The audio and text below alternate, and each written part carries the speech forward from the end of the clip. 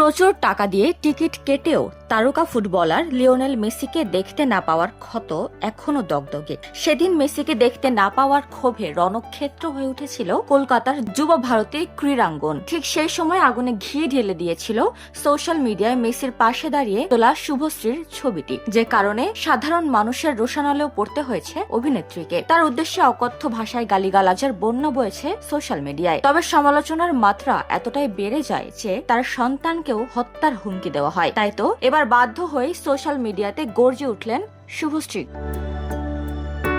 শুভশ্রী জানান, মেসির সঙ্গে দেখা করার জন্য তিনি আমন্ত্রণ পেয়েছিলেন। সেই আমন্ত্রণ অনুযায়ী গত শনিবার সকালে নির্দিষ্ট একটি হোটেলে পৌঁছান তিনি। সেখানেই মেসির সঙ্গে প্রথম সাক্ষাৎ এবং ছবি তোলা হয়। সে সময় তার সহযোগী দলের সদস্যরা ইনস্টাগ্রামে ছবিগুলো পোস্ট করার জন্য চেষ্টা করেন, তবে মাঠে জ্যামার থাকায় তখন তা সম্ভব হয়নি বলে জানান অভিনেত্রী। পরে পরিস্থিতি অশান্ত হওয়ার পর তিনি সেখান থেকে বেরিয়ে যান। প্রযুক্তিগত বিভ্রাটের কারণে তখন ছবিগুলো তার ইনস্টাগ্রামে পোস্ট হয়ে যাবে বলে দাবি শুভশ্রীর। ট্রোল ও কটাক্ষ নিয়ে ক্ষোভ প্রকাশ করে অভিনেত্রী আরো বলেন, আমি একজন নারী, আমি বাংলা ছবির অভিনেত্রী বলেই কি আমাকে এমন আক্রমণ করা হচ্ছে? বলিউডে কারিনা কাপুর গিয়েছিলেন, শাহরুখ খান ছবি তোলেননি, সেগুলো নিয়ে প্রশ্ন ওঠেনি। এমন সুন্দর একটি অনুষ্ঠান যে উদ্যোক্তাদের গাফিলতির জন্য ভেস্তে গিয়েছে, সে কথাও স্পষ্ট করে জানিয়েছিলেন তিনি।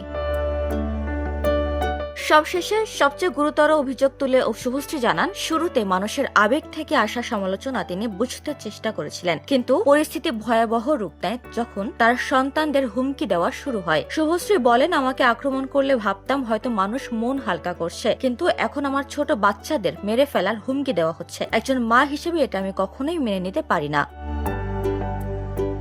তবে এত ট্রল সত্ত্বেও সোশ্যাল মিডিয়া থেকে কোনো পোস্ট সরাননি অভিনেত্রী। উল্টো শুভশ্রী বলেন, আমি কিছু মনে করিনি, কারণ আমার নিজেরও মনে হয়েছিল যে এত মানুষ কষ্ট করে টাকা খরচ করে মেসিকে দেখতে পেলেন না, সেক্ষেত্রে আমাকে কিছু বাজে কথা বলে যদি কারো মন হালকা হয় তাহলে হোক, কিন্তু আজকে ভিডিও পোস্ট করতে বাধ্য হলাম কারণ আপনারা অকারণে আমার সন্তানদের আক্রমণ করছেন, আমার বাচ্চাদের মেরে ফেলার হুমকি পর্যন্ত দেওয়া হচ্ছে।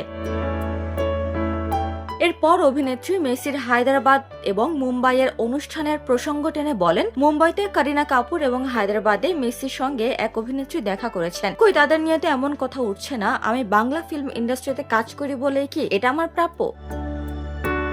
ডেস্ক রিপোর্ট, সোনালী নিউজ।